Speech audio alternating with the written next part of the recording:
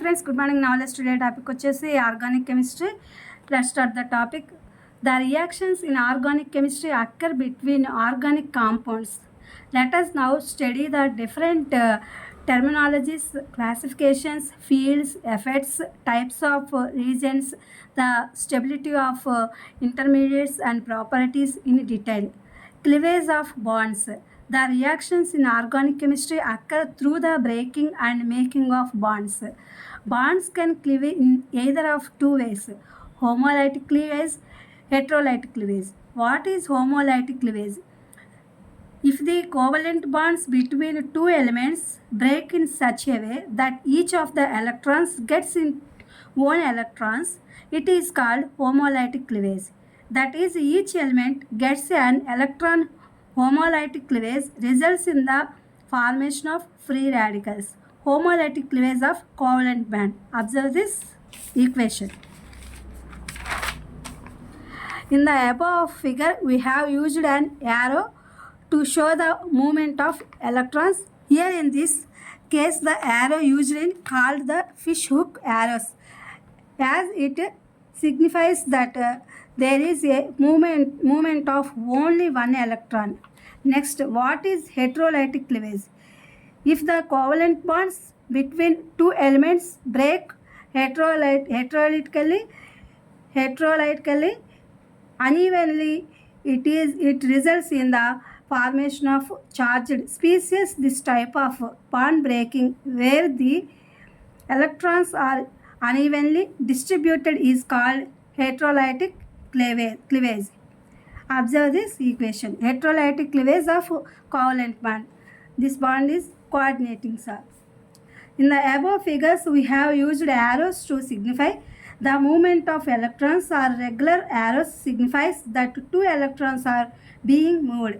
ఇది friends organic కెమిస్ట్రీకి సంబంధించి ఇది ఐఐటి నీట్ అండ్ జేఈ వాళ్ళకి ఉపయోగపడుతుందని చెప్పి ఈ యొక్క టాపిక్ నేను ఇస్తున్నాను. ఇందులో ఓన్లీ టూ, ఆర్గానిక్ కెమిస్ట్రీలో ఓన్లీ టూ, అదేంటంటే హోమోలైటిక్ క్లివేజ్ అండ్ హెట్రోలైటిక్ క్లివేజ్ గురించి ఇందులో నేను ఇవ్వడం జరిగింది.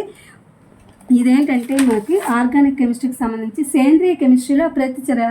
అసలు ఈ కెమిస్ట్రీ అనేది ఎక్కువగా చర్యలు సమ్మేళనాల మధ్య సంభవిస్తుంటాయి. వేరు పరిభాషలో వర్గీకరణ అనే వాటి మీద కూడా, వర్గీకరణ అనే క్షేత్రాల్లో కూడా ప్రభావం చాలా చూపిస్తుంది. రీజెంట్లు అంటే ఆ యొక్క పదార్థాలు, మనం ఏదైతే పదార్థం ఉందో అందులో ఏదైనా కావచ్చు, అది ఆ యొక్క మూలకాలు, ఎలిమెంట్స్ ఏవైతే ఉన్నాయో దాని పదార్థంగా ఇక్కడ చెప్తూ ఉంటారు. ఆ చేరికలో చెందేటటువంటి మార్పుల గురించి ఇక్కడ చెప్తామన్నమాట. ఇక్కడ క్లీవేజ్ అంటే ఏంటంటే రసాయన శాస్త్రంలో వాటి బాండ్ల యొక్క రసాయన బంధనాలు, అవి విభజన చెందేటువంటి కణాలు అనమాట. ఆ రెండు లేదా అంతకంటే ఎక్కువగా శకలాలు లేదా కణాలుగా విభజించినప్పుడు సేంద్రియ కెమిస్ట్రీలో ప్రతిచర్యల బాండ్లు విచ్ఛిన్నమవుతాయన్నమాట. ఇవి విచ్ఛిన్నం అంటే బ్రేకింగ్ అండ్ మేకింగ్ రెండు జరుగుతాయన్నమాట. వీటిలో అంటే ఏర్పడము, అవి బ్రేక్ అవ్వడము, మళ్ళీ ఏర్పడడం అనే వాటి గురించి ఇక్కడ ఉంటుంది. క్లివేజ్ ఆఫ్ బాండ్స్ అంటే అది.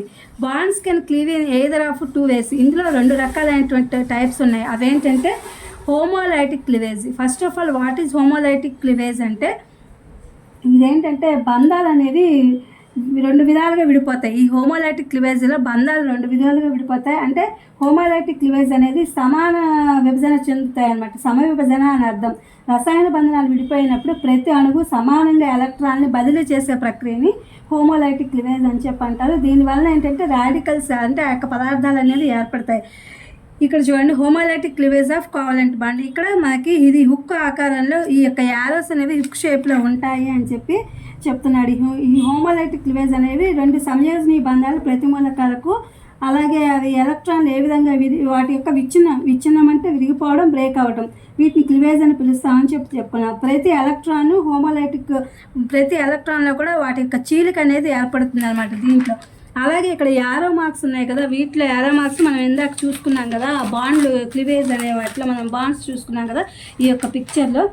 అంటే ఈ ఎలక్ట్రాన్ల కదలిక అనేది చూపించడానికి మనం దీన్ని ఉపయోగిస్తామన్నమాట. దీన్ని ఆ సందర్భంలో ఏం ఉపయోగిస్తామంటే దేరోను అని ఉపయోగించినటువంటి ఒక ఫిష్ హుక్ లాంటివి ఇక్కడ ఉన్నాయి చూసారా, వీటిని మనము ఫిష్ హుక్ బాణం అనమాట. దీన్ని ఫిష్ హుక్ బాణం అని పిలుస్తారు.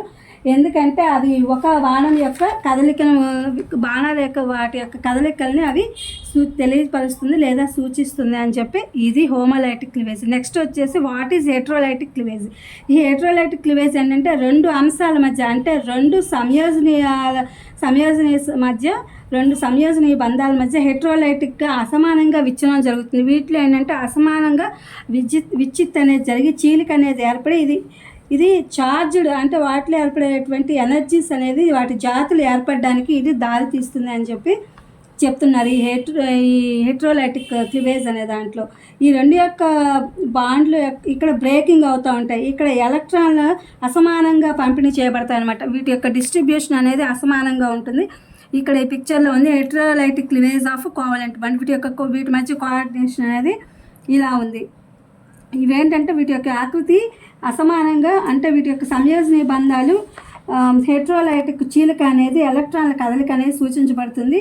ఆ యొక్క వీటి యొక్క మూలం ఏంటంటే ఈ యారోస్ను మామూలుగా ఈ యారోస్ను ఉపయోగించి యారోస్ అంటే ఒక బాణం గుర్తు నుంచి 2 ఎలక్ట్రాన్లు అనేవి తరలించబడతాయని సూచిస్తుంది అనమాట. ఇక్కడ ఒకే బాణం గుర్తు, అంటే ఒకే యారో మార్క్తో 2 ఎలక్ట్రాన్స్ వాటి కదలిక అనేది ఎలక్ట్రాన్ల పంపిణీ అనేది డిస్ట్రిబ్యూషన్ అనేది సూచించబడుతుంది అని చెప్పి చెప్తున్నారు. ఇది ఫ్రెండ్స్ దీనికి ఆర్గానిక్ కెమిస్ట్రీకి సంబంధించి మ్యాటర్. ఈ రెండింటి గురించి నేను ఎక్స్ప్లెయిన్ చేయడం జరిగింది. ఇది మీకు ఉపయోగపడుతుందని వీడియో అప్లోడ్ చేస్తున్నా. Please my channel like, share, subscribe and comment. Thank you for watching. Thank you for support.